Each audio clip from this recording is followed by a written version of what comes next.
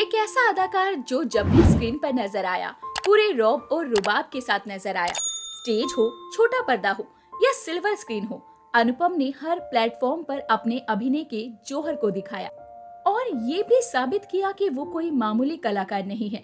लोगों ने हमेशा इन्हें सिर्फ छोटे पर्दे का अभिनेता समझा, लेकिन अगर कोई इनकी फिल्मोग्राफी चेक करेगा तो उसे पता चल जाएगा कि अनुपम श्याम जी के खाते में कितनी शानदार फिल्में दर्ज है। 20 सितंबर 1957 को उत्तर प्रदेश के प्रतापगढ़ के पास मौजूद एक गांव में अनुपम श्याम का जन्म हुआ। एक किसान परिवार में पैदा हुए अनुपम श्याम का पूरा नाम अनुपम श्याम ओझा था। गांव में जब ये स्कूल में पढ़ा करती थी तो तभी फिल्में और फिल्मी दुनिया इन्हें अपनी तरफ खींचने लगी थी। कम उम्र में ही इनके जहन में सिल्वर स्क्रीन का हिस्सा बनने के ख्वाब उभरने लगे थे।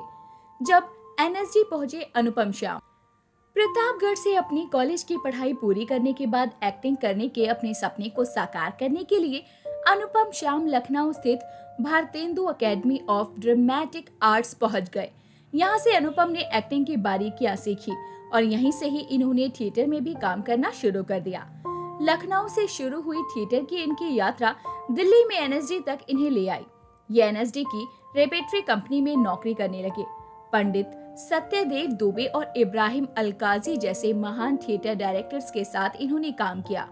इस दौरान जब भी ये गांव जाया करती थी तो गांव के लोग इनका अक्सर मजाक उड़ाया करते, लेकिन अनुपम कभी भी किसी के मजाक का बुरा नहीं मानते थे। इस तरह दिल्ली से आए मुंबई। अनुपम जब दिल्ली में थे तो इन्हें 2 फिल्मों के ऑफर आए। ये फिल्में थी लिटिल बुद्धा और बैंडिट क्वीन।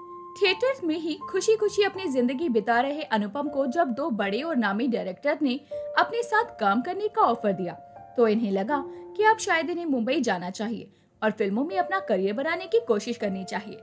हालांकि कैमरे से अनुपम श्याम का सामना 80 के दशक के मध्य में ही हो गया था, जब दूरदर्शन पर आने वाले कुछ टीवी शोज में ये छोटे मोटे रोल कर लिया करते थे। महेश भट्ट ने किया काफी सपोर्ट। बैंडिट क्वीन और लिटिल बुद्धा में काम करने के चलते अनुपम मुंबई आ गए और मुंबई आने के बाद इन्हें फिल्मों में भी काम मिलने लगा। अनुपम कहते थे कि उनकी फिल्मी करियर को एक मुकाम तक पहुंचाने में महेश भट्ट ने उनका काफी सपोर्ट किया है। अपने फिल्मी करियर में अनुपम ने कई ऐसी फिल्मों में काम किया है जिसमें उनके काम को दर्शकों ने बेहद पसंद किया।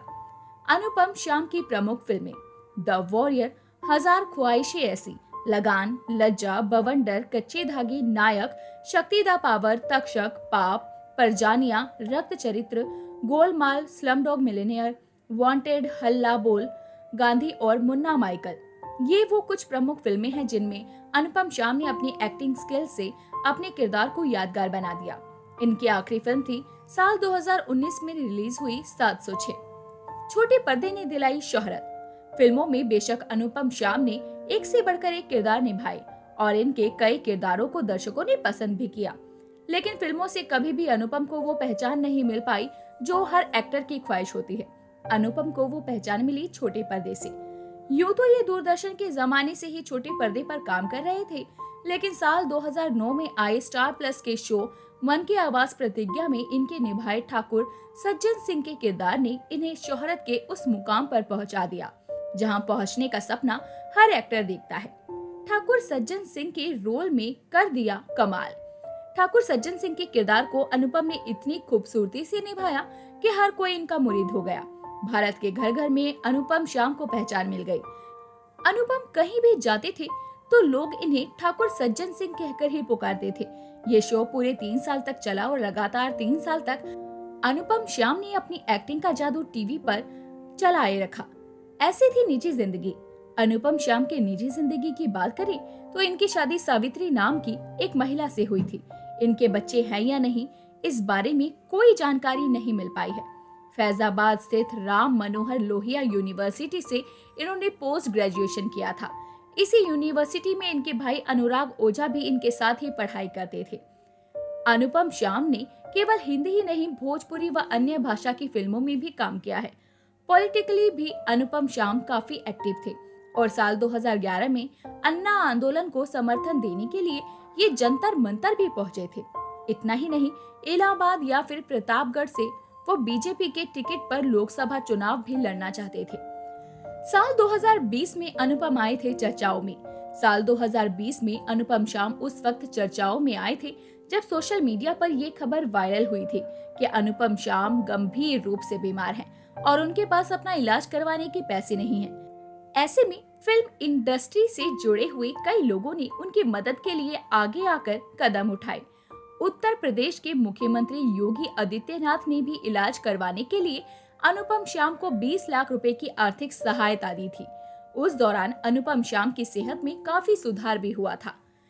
अस्पताल से छुट्टी मिलने के बाद अनुपम श्याम ने मन की आवाज प्रतिज्ञा शो के दूसरे सीजन की शूटिंग भी शुरू कर दी थी, लेकिन इसी दौरान एक बार फिर से अनुपम श्याम गंभीर रूप से बीमार हो गए और उन्हें अस्पताल में भर्ती करवाना पड़ा। कई दिनों तक मौत से लड़ने के बाद आखिरकार अनुपम श्याम जिंदगी की जंग हार गए। तो दोस्तों, अभी के लिए बस इतना ही। मिलते हैं आपसे अगली वीडियो में, तब तक अपना ध्यान रखिए। Bye bye.